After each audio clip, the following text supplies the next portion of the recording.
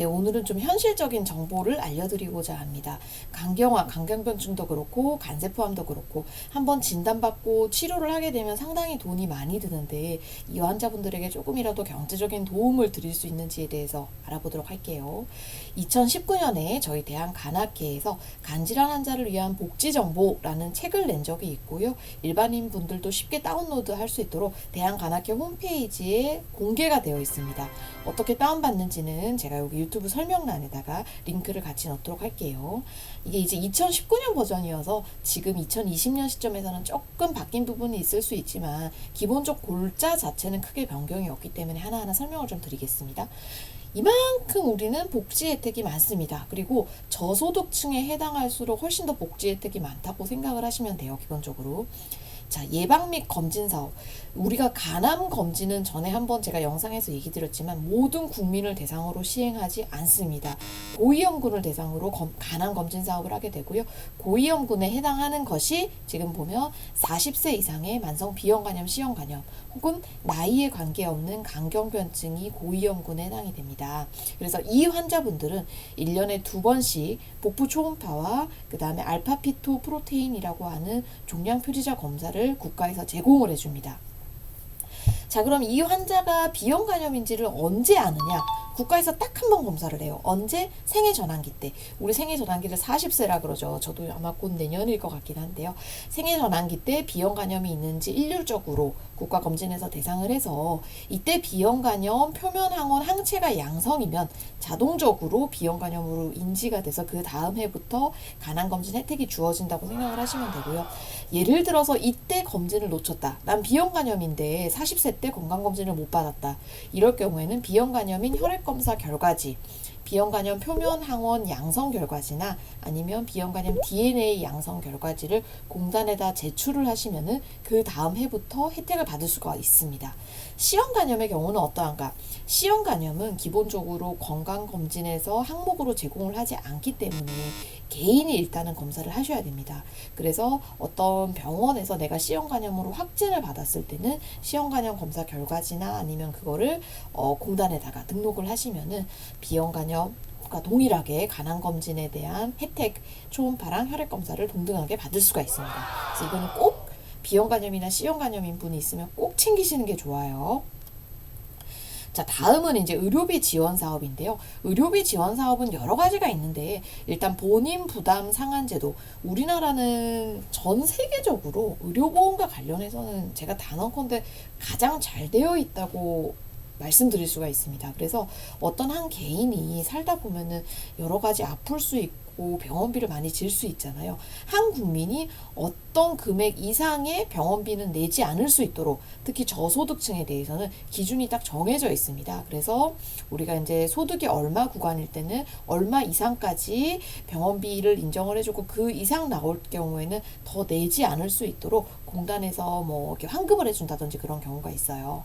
사전급여와 사후급여가 두 개로 나눠진다고 생각을 하시면 되는데 사전급여는 입원 환자한테 해당이 되는 거고요. 한 병원에. 그래서 입원 중인 병원에서 이건 자동적으로 되는 거고 사후급여 같은 경우에는 이제 보통 외래는 한 병원을 다니는 게 아니라 여러 병원을 다닐 때가 있잖아요. 합산금액 기준으로 해가지고 됩니다.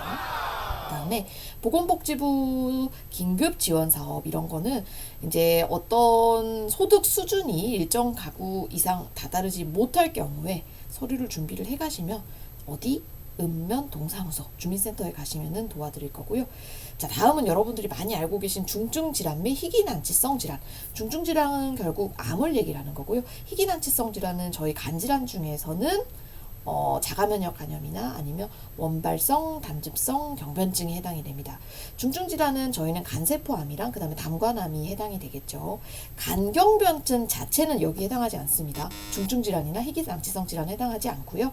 간세포암, 담관암, 그 다음에 자가면역성 간염, 원발성, 담즙성 경변증이 여기에 해당합니다. 이 경우에는 보통 자기 부담금을 일반적으로 뭐 이제 환자가 부담하는 게 뭐 70%, 80% 아니면 100%까지도 되는데 여기에 해당하는 환자분들은 본인 부담금이 5에서 10%밖에 해당하지 않습니다. 나머지는 다 공단에서 내주신다고 생각을 하면 되고요. 기본적으로 이 중증 질환이나 희귀난치성 질환은 해당 과에서만 사용을 할 수가 있습니다. 무슨 말이냐면 간암 환자가 소화기내과에서 간암 진료를 볼 때는 중증 질환 혜택을 받을 수가 있어요. 그런데 간암 환자가 예를 들어서 백내장이 있어서 안과를 갈 때는 이 중증 질환 혜택을 받을 수가 없습니다. 그래서 해당 과에서는 이 혜택을 받을 수 있지만 그 담당과가 아닌 경우에는 혜택을 제공받을 수 없는 경우가 대부분이기 때문에 이거에 대해서 무리하게 의료진한테 요구를 하시면 안 됩니다. 네. 그리고 뭐 재난적 의료비 지원 사업 이런 게 있고요. 요건 한번 PDF를 다운받으셔서 좀 보시는 게 좋을 것 같아요. 해당 부분이 있는지.